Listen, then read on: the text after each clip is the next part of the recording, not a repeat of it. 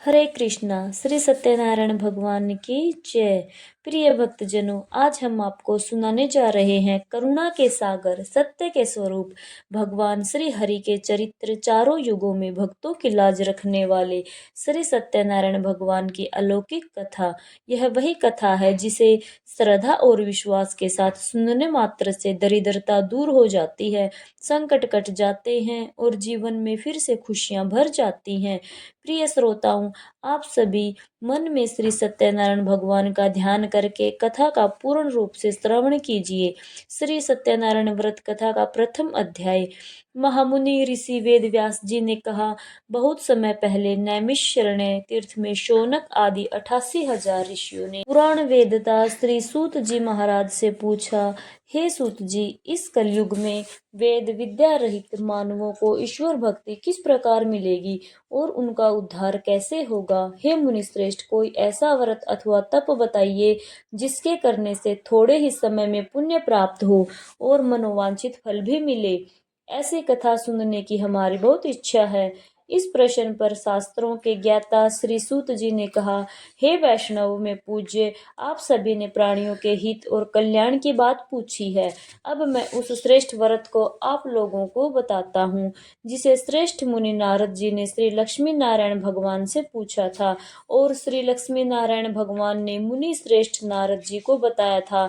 आप सभी यह कथा ध्यान पूर्वक सुनिए। देवर्षि नारद दूसरों के कल्याण हेतु सभी लोकों में घूमते हुए एक समय मृत्यु लोक में जा पहुंचे।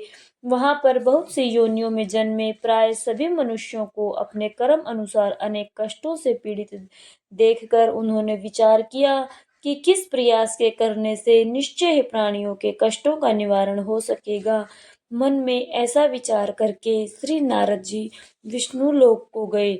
वहां श्वेत वर्ण तथा 4 भुजाओं वाले देवों के ईश नारायण को, जिनके हाथों में शंख चक्र गदा तथा पद्म थे तथा वरमाला धारण किए हुए थे, उन्हें देखकर देव ऋषि उनकी स्तुति करने लगे।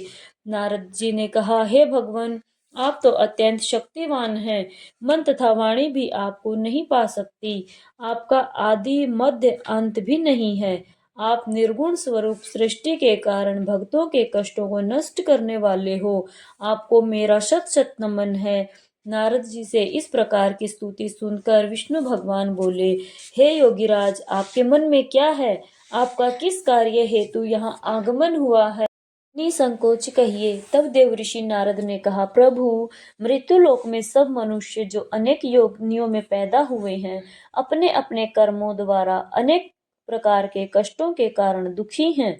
हे स्वामी, यदि आप मुझ पर दया रखते हैं तो बतलाइए कि उन मनुष्यों के सब कष्ट थोड़े से ही प्रयत्न में किस प्रकार दूर हो सकते हैं। तब श्री विष्णु भगवान ने कहा, हे नारद, मनुष्यों के कल्याण हेतु आपने यह बहुत उत्तम प्रश्न किया है। जिस व्रत के करने से मनुष्य मोह से छूट जाता है, वह व्रत मैं तुमसे कहता हूँ, सुनो। अति पुण्य दान करने वाला स्वर्ग तथा मृत्यु लोक दोनों में दुर्लभ एक अति उत्तम व्रत है, जो आज मैं तुमसे कहता हूँ। सत्यनारायण भगवान का यह व्रत विधि विधान अनुसार संपन्न करने पर मनुष्य इस धरती पर सभी प्रकार के सुख भोग कर मरणोपरांत मोक्ष को प्राप्त करता है। श्री विष्णु भगवान के ऐसे वचन सुनकर नारद मुनि बोले, हे भगवान, उस व्रत का विधान क्या है, फल क्या है, इससे पूर्व किसने यह व्रत किया है तथा किस दिन यह व्रत करना चाहिए? कृपया मुझे आप यह सभी विस्तार से समझाइए। तब नारद जी की बात सुनकर श्री हरि बोले, दुख और शोक को दूर करने वाला यह सभी स्थानों पर विजय दिलवाने वाला व्रत है। मनुष्य को भक्ति और श्रद्धा के साथ शाम को श्री सत्यनारायण भगवान की पूजा धर्मपरायण होकर ब्राह्मणों और बंधु बांधवों के साथ करनी चाहिए। भक्ति भाव से ही नैवेद्य केले का फल, घी, दूध और गेहूं का आटा सवाया ले। गेहूं ना मिले तो गेहूं के स्थान पर साठी का आटा, शक्कर या गुड़ लेकर और सभी भक्षण योग्य पदार्थों को मिलाकर भगवान का भोग लगाएं। ब्राह्मणों सहित बंधु बांधवों को भी भोजन करवाएं। उसके बाद स्वयं भोजन करें। भजन कीर्तन के साथ भगवान की भक्ति में लीन हो जाएं। इस तरह से सत्यनारायण भगवान का यह व्रत करने पर मनुष्य की सारी इच्छाएं निश्चित रूप से पूरी हो जाती हैं। इस कलिकाल अर्थात कलयुग में मृत्यु लोक में मोक्ष का यही एक सरल उपाय बताया गया है, जिससे थोड़े ही समय में, अल्प धन में ही महान पुण्य की प्राप्ति हो सकती है। सभी प्रेम से बोलिए श्री सत्यनारायण भगवान की जय। प्रथम अध्याय संपूर्ण हुआ। अब सुनिए द्वितीय अध्याय। श्री सूत जी महाराज ने कहा, हे ऋषियों, जिन्होंने प्राचीन काल में इस व्रत को किया, उनका इतिहास मैं आप सबसे कहता हूँ। ध्यान से सुनिए।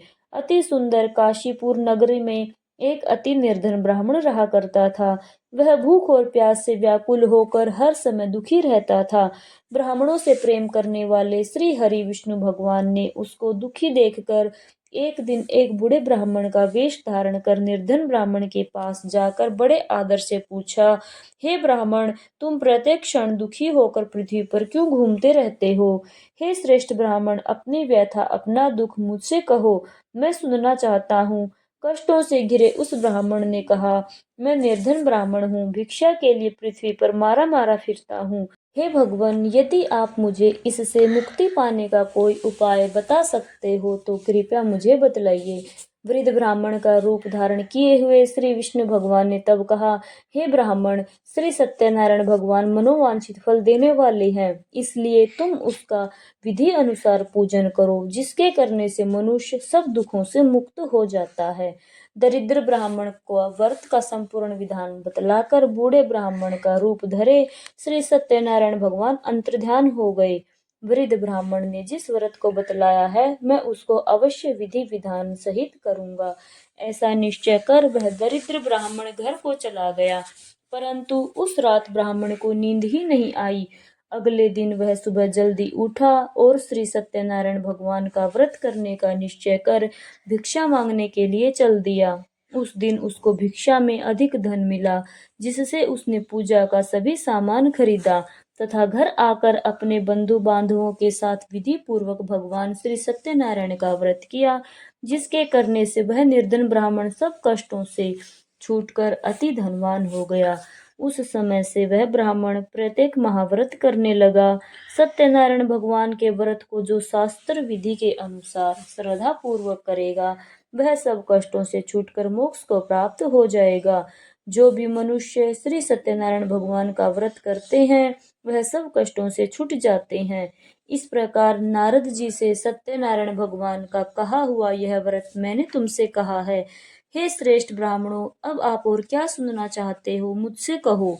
तब ऋषियों ने कहा, हे मुनीश्वर, संसार में उस विप्र से सुनकर फिर किस किस ने इस व्रत को किया, हम सब वह भी सुनना चाहते हैं।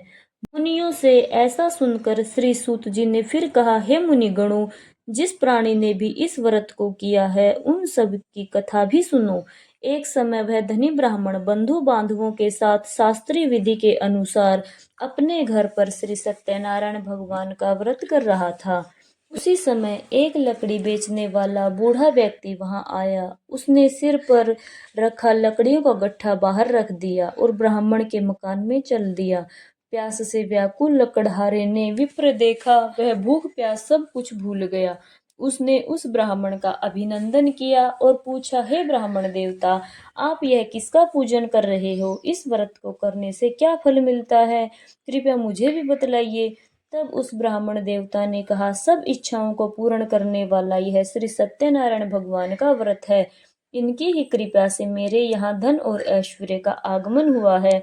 तब ब्राह्मण देवता से व्रत के विषय में ज्ञात कर वह लकड़हारा अत्यंत प्रसन्न हुआ और भगवान का चरणा अमृत लेकर भोजन करने के पश्चात वह अपने घर को गया तथा अगले दिन लकड़हारे ने अपने मन में संकल्प किया कि आज गांव में लकड़ी बेचने से जो कुछ भी धन मिलेगा, उसी से भगवान सत्यनारायण का मैं व्रत करूंगा। मन में ऐसा विचार कर वह लकड़हारा लकड़ियों का गट्ठा अपने सिर पर रखकर जिस नगरी में धनवान लोग रहा करते थे, ऐसे सुंदर नगर में गया। उस दिन उसे उन लकड़ियों के दाम पहले दिनों से चौगुना मिले।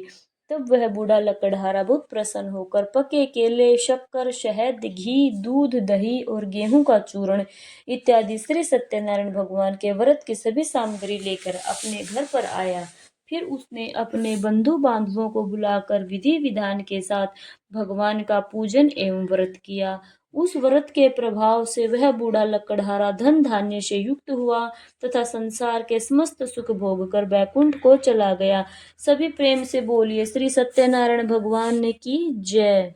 ओम जय लक्ष्मी रमणा स्वामी जय लक्ष्मी रमणा सत्यनारायण स्वामी जन पातक हरणा। ओम जय लक्ष्मी रमणा रतन जड़ित सिंहासन अद्भुत छवि राजे नारद करत निरंजन घंटा ध्वनि बाजे। ओम जय लक्ष्मी रमणा प्रकट भये कली कारण द्विज को दर्श दियो बूढ़ो ब्राह्मण बन कर कंचन महल कियो। ओम जय लक्ष्मी रमणा दुर्बल भील कराल जिन पर कृपा करी चंद्रचूड़ एक राजा जिनकी विपत्ति हरी। ओम जय लक्ष्मी रमणा वैश्य मनोरथ पायो श्रद्धा तज दिन ही सो फल भोग्यो प्रभु जी फिर स्तुति की नहीं। ओम जय लक्ष्मी रमणा भाव भक्ति के कारण छिन छिन रूप धर्यो श्रद्धा धारण की नीतिन की काज सरयो। ओम जय लक्ष्मी रमणा ग्वाल बाल संग राजा वन में भक्ति करी मन वांछित फल दिन हो दीन दयालु हरि। ओम जय लक्ष्मी रमणा चढ़त प्रसाद सवायो कदली फल मेवा धूप दीप तुलसी से राजी सत्यदेवा। जय श्री लक्ष्मी रमणा श्री सत्यनारायण की आरती जो कोई नर गावे कहत शिवानंद स्वामी सुख संपत्ति पावे। ओम जय लक्ष्मी रमणा ओम जय लक्ष्मी रमणा स्वामी जय लक्ष्मी रमणा सत्यनारायण स्वामी जन पातक हरणा। ओम जय लक्ष्मी रमणा।